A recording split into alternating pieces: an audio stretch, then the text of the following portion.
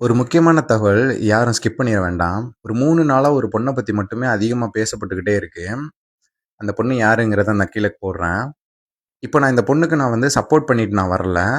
But இந்த பொண்ண பத்தி அசிங்கமா பேசிக்கிட்டு இருக்க உங்களுக்கு தான் நான் கேள்வி கேட்கிறேன். ஃபர்ஸ்ட் இந்த பொண்ண பத்தி பேசுறது உங்களுக்கும் சரி, எனக்கும் சரி முதல்ல ரைட்ஸ் இல்ல. இந்த பொண்ணுடைய வீடியோ இப்ப பாலிமர் நியூஸ்ல நான் பார்த்தேன். ஓகேங்களா? பாலிமர் நியூஸ்ல வர்ற லெவலுக்கு இந்த பொண்ணு என்ன தப்பு பண்ணிட்டா? சினிமா சம்மந்தப்பட்ட இதுக்கு இந்த பொண்ணு ரீல்ஸ் பண்ணிக்கிட்டு இருக்கு. அவ்வளோதானே இந்த பொண்ணு பண்ணியிருக்கு. இல்ல இந்த பொண்ணு வேற ஏதாவது அரகுற ட்ரெஸ்ஸ போட்டுக்கிட்டு இந்த பொண்ணு வீடியோ போட்டுச்சா? இல்ல. ஹிஜாப் போட்டு தானே, ஃபர்தா போட்டு தானே அந்த பொண்ணு பண்ணுச்சு. ஓகே, நான் ஒத்துக்கிறேன். ஃபர்தாக்குன்னு ஒரு கண்ணியம் இருக்கு. அதெல்லாம் நான் இல்லைன்னு நான் மறுக்கவே இல்ல. ஓகேங்களா? பட் ஆனா நான் கேட்கக்கூடிய கேள்வி, உங்க யார்கிட்ட Instagram இல்லாம இல்ல? நீங்க யாரும் சாங் கேட்கவே மாட்டீங்க. நீங்க யாரும் படம் பார்க்க மாட்டீங்க. நீங்க யாரும் சீரியல் பார்க்க மாட்டீங்க. உங்க யார் வீட்லயும் டிவி இல்லாம இருக்கா? இல்ல நீங்க யாருமே உங்க லவ்வரோ, இல்ல புருஷனோ, பொண்டாட்டிக்கோ யாருக்குமே WhatsAppல ஸ்டேட்டஸ் வைக்காம இருக்கீங்களா? அப்படி உங்களோட உள்ளமே சரியா இல்லாத போது, இந்த பொண்ண பத்தி பேசுறதுக்கு உங்களுக்கு என்ன தகுதி இருக்கு? ஊர்மானம் போயிருச்சு அப்படின்னு சொல்லி அந்த பொண்ணுகிட்ட நெறைய குடைச்சல் குடுத்துருக்காங்க. அந்த பொண்ணே நெறைய வீடியோல கேட்டிருக்கு. ஊர்மானம் இந்த மாரி பிரச்சனைகளுக்கெல்லாம் ஊர்மானம் போகலையா அப்படின்ட்டு. ஏன்டா நான் கேட்கிறேன், அந்த பொண்ண இவ்ளோ தப்பா பேசிட்டு இருக்கீங்கல்ல, அந்த மோளே, இந்த மோளே அப்படின்ட்டு. அந்த பொண்ணுடைய கமெண்ட் செக்ஷன்ல அப்படி இப்படிலாம் கேட்டிருக்கீங்கல்ல, அந்த பொண்ணு அந்த மாரி தப்பு பண்ணத நீங்க பார்த்தீங்களா?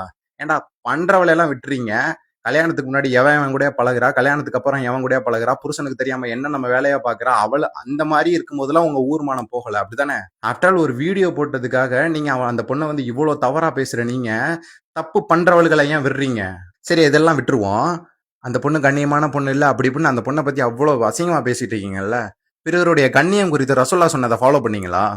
தன் சகோதரனுடைய கண்ணியத்தை பத்தி பேசப்படும் பொழுது யார் தடுக்கிறானோ அல்லது மறுக்கிறானோ அல்லாஹ் அவனுடைய முகத்தை நரக நெருப்பிலிருந்து திருப்பி விடுகிறான் அப்படிங்கிற ஹதீஸ் கேள்விப்பட்டிருக்கீங்கல்ல.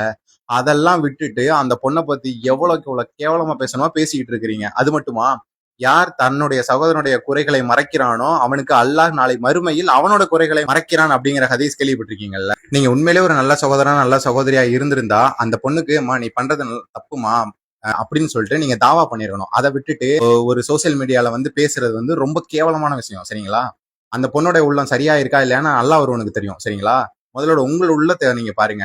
இந்த பொண்ணு பண்றது இவ்வளவு தப்பு அப்படின்னு சொல்லிட்டு இவ்வளவு பேசுற நீங்க நாளைக்கு அந்த பொண்ணுக்கு அல்லாஹ் நேர்வழியை கொடுத்து அந்த பொண்ணை சரி பண்ணிட்டான் அப்படின்னா நீங்க எல்லாம் எங்க போயிருப்பீங்க? உங்களோட உள்ளம் சரியா இருக்கா? நீங்க எல்லாம் நல்லா கரெக்டா இருக்கீங்களா? அடுத்தவங்களை ஒழுக்கமாயிருன்னு சொல்றதுக்கு முன்னாடி ஃபர்ஸ்ட் நீங்க ஒழுக்கமாயிருங்க. ஒருவேளை நீங்க ஒழுக்கமா இருந்தீங்க அப்படின்னா அடுத்தவங்களுக்காக துவா செய்யுங்க. பொண்ணுன்னு கூட பார்க்காம இப்படி சோசியல் மீடியால அசிங்கமா பேசிக்கிட்டு இருக்காதீங்க.